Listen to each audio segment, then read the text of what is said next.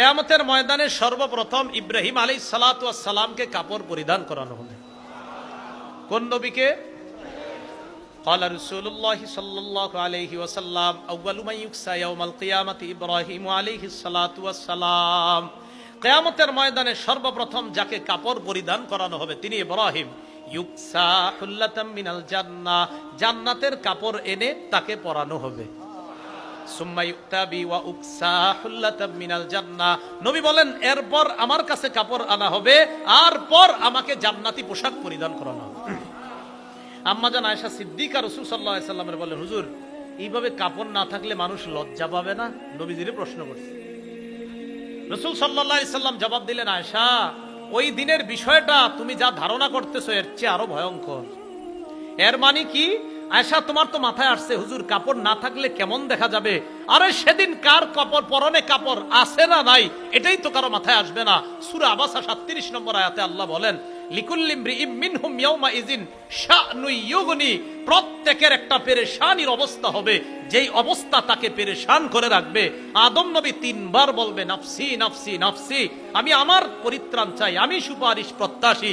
নূহ নবী বলবেন, ইব্রাহিম নবী, মূসা নবী সবাই বলবে নাফসি নাফসি, 3 বার বলবে যে আমি আমার পরিত্রাণ চাই। তো বলেন আমার আপনার অবস্থাটা কি হবে? রাসূল কয় পেরেশানের কারণে পাশের লোকের শরীরে কাপড় আছে না নাই এটা দেখার সুযোগ হবে না, এত পেরেশান থাকবে মানুষ। তো কিয়ামতের ময়দানে মানুষগুলা উঠার পর এরপর বিচার ব্যবস্থা শুরু হয়ে যাবে। তো বলছিলাম কিয়ামতের ময়দানে 3 শ্রেণী, কাফেরদের একটা অবস্থা হবে, গুনাহগার ইমানদারদের একটা অবস্থা হবে, মুত্তাকিদের একটা অবস্থা হবে। মুত্তাকিদের পেরেশান হবে না, ভয় থাকবে না, আল্লাহ তাদেরকে নিরাপদে জান্নাতে পৌঁছায় দিবেন। আর এক হাদিসের মধ্যে তো আসি, রাসূল সাল্লাল্লাহু আলাইহি সাল্লাম বলেন, সহিহ বুখারী 6573 নম্বর হাদিস, আল্লাহ বলবে আদখিল মিন উম্মাতিকা মান লা হিসাব আলাইহিম, হাবিব আপনার উম্মতের একদলকে জান্নাতে প্রবেশ করায়া দেন যাদের কোনো হিসাব হবে না। আজকে থেকে 3টা গুণ অর্জন করবেন। কয়টা? সহিহ বুখারীর বর্ণনায় রাসূল সাল্লাল্লাহু আলাইহি সাল্লাম বলেন, ইয়াদখুলু মিন উম্মতি আল জান্নাহ 70 আলফান, আমার উম্মতের 70,000 হিসাব ছাড়া জান্নাতে যাবে। হুমুল্লাযীনা লা ইস্তারকুনা, 1 নাম্বার যারা গায়রুল্লাহর নামে ঝাড়ফুঁক করে না, গায়রুল্লাহর নামে ঝাড়ফুঁক করে না, আল্লাহ ছাড়া অন্য কারো নামে ঝাড়ফুঁক করে না। 2 নাম্বার ওয়ালা ইয়াক্তাবুনা, যারা শুভ অশুভ লক্ষণ নির্ধারণ করে না।